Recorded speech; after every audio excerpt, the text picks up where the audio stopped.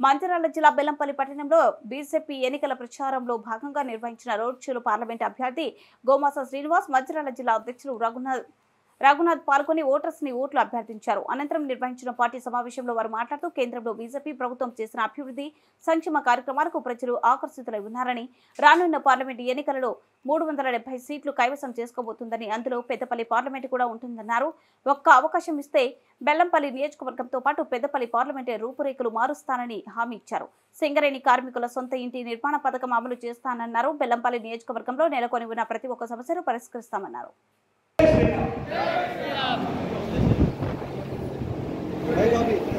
జరుగుతున్నటువంటి సందర్భంలో పెద్దపల్లి పార్లమెంటు పరిధిలో గత 45 రోజుల నుండి 7 నియోజకవర్గాలలో ప్రతి నియోజకవర్గము ప్రతి మండలం తిరుగుతూ ప్రజల దగ్గరికి వెళుతూ ప్రజల యొక్క హృదయాలని మేము తెలుసుకోగలుగుతున్నాం. ఎందుకంటే మిత్రులారా, ఈరోజు దేశం కోసం, ధర్మం కోసం, దేశ రక్షణ కోసం, దేశం యొక్క ఐక్యత కోసం నరేంద్ర మోదీ గారు కావాలనేటువంటి భావజాలము ప్రజలలో కనబడుతుంది. రోజు రోజుకు నరేంద్ర మోదీ అనేటువంటి వ్యక్తి ఈ దేశానికి అవసరం అనేటువంటి చర్చ మొదలైంది. ఈరోజు ఈ భారతదేశంలో జరుగుతున్నటువంటి దేశవ్యాప్త ఎన్నికల్లో మోదీ గారి యొక్క ఆలోచన విధానాన్ని, మోదీ గారు చేసినటువంటి గత 10 సంవత్సరాలు చేసినటువంటి సంక్షేమ ఫలాలు కావచ్చు, ప్రజల యొక్క అభివృద్ధి భాగస్వామ్యం కావచ్చు, జాతి నిర్మాణం కావచ్చు, దేశం యొక్క రక్షణ కావచ్చు, దేశంలో ఉన్నటువంటి అన్ని సంక్షేమ ఫలాలకు అతడే తానై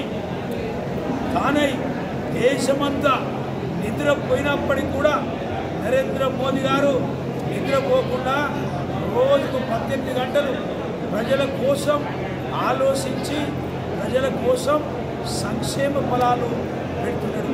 అందుకే ఆయన అంటాడు ఒక మాట, సబ్కా సాథ్, సబ్కా వికాస్, సబ్కా విచార్. కాబట్టి ఈరోజు దేశంలో నరేంద్ర మోదీ 3వసారి ముఖ్యమంత్రి అయిపోయినట్టుందనే లెక్క భావిస్తున్నారు. కానీ పెద్దపల్లికి వచ్చేసరికి ఎన్నికలు రేపు 13వ తారీఖు నాడు జరగబోతున్నాయి. కాబట్టి ఎన్నికలు 13వ తారీఖు నాడు జరగబోతున్నటువంటి ఈ యొక్క ధర్మయుద్ధంలో పెద్దపల్లి పార్లమెంటు ప్రజలు కానీ, పెద్దపల్లి పార్లమెంటు ఓటర్స్ కానీ ఒక నిర్ణయానికి వచ్చేసిండ్రు. ఎందుకంటే ఇక్కడ ఉన్నటువంటి ఈ కాంగ్రెస్ పార్టీని నమ్ముకుంటే, కాంగ్రెస్ పార్టీ అంటేనే